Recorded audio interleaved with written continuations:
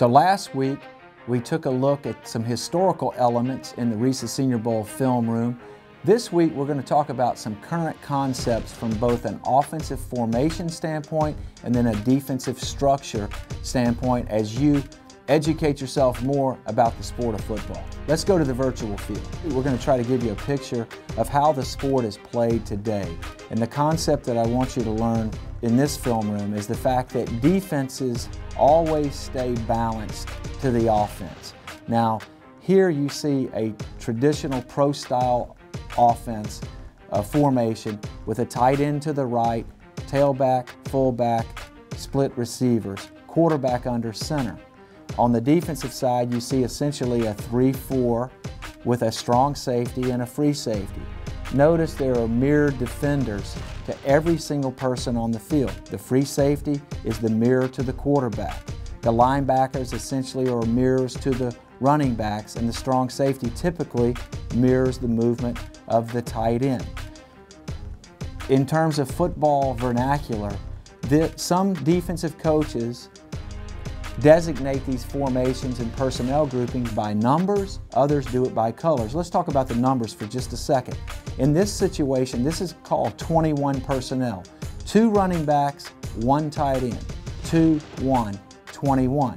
If this player were a tight end, then this would be considered 12 personnel. 1 running back, 2 tight ends.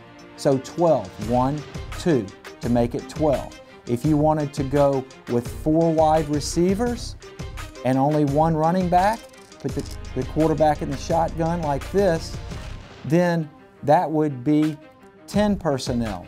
1 running back, no tight ends, 4 wide receivers. Why is that important? Because on the defensive side of the coin, the defense has to be able to match personnel. And so in this first diagram, the offense is in 21, the defense is in a base 3-4.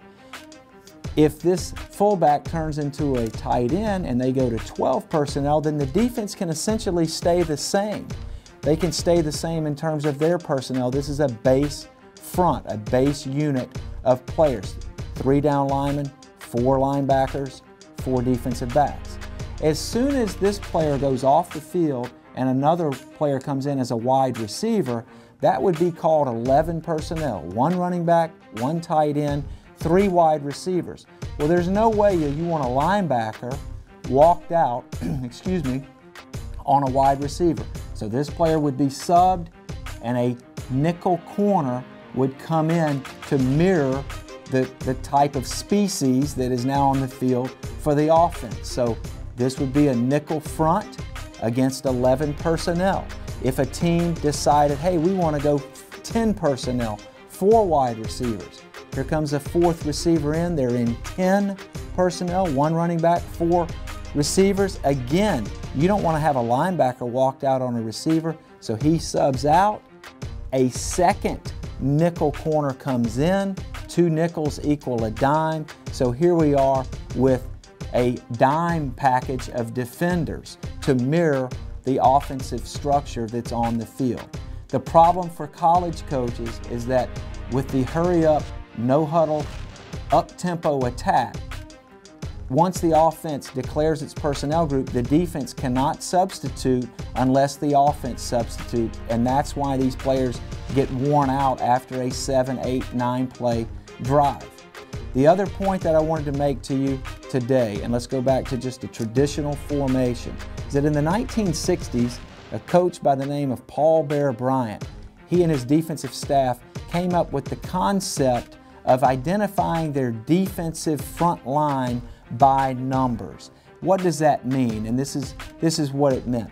The 0 and even numbers mean that a defensive lineman would be head up down the middle of his adjacent counterpart. In other words, a 0 technique nose means the nose tackle is straight down the stripe, down the middle of the center. A 2 technique tackle or two technique tackles would be head up on the guards. A 6 technique defensive end would be head up on the tackles, and then an 8 technique would be head up on the tight end. Now the the odd designations for this meant that they were in a shade. That meant they were offset from their counterpart on offense. A one technique nose means that he's just offset slightly on one side or the other of the center. A three technique defensive tackle means that he's on the outside shoulder of the guard. He's an upfield penetrator. This is Warren Sapp, Marcel Darius, some of these preeminent upfield rushers from the three technique defensive tackle position. Then you have the five technique defensive end, particularly in the 3-4. It means he's on the outside of the tackle. He's going to play heavy on that tackle, and he usually has to be a big part of your run defense. And then, of course, a seven technique defensive end would be where he's on the inside shoulder of the tight end, and you can imagine a 250-pound tight end trying to block a 270-pound seven technique. Oftentimes, that is a mismatch. But the idea for you today is the thought that evens are down the middle of the offensive players. Odds mean that I'm going to be on the shoulder or in a shade against those same offensive players. And that all started over 50 years ago with Bear Bryant and his staff in Tuscaloosa.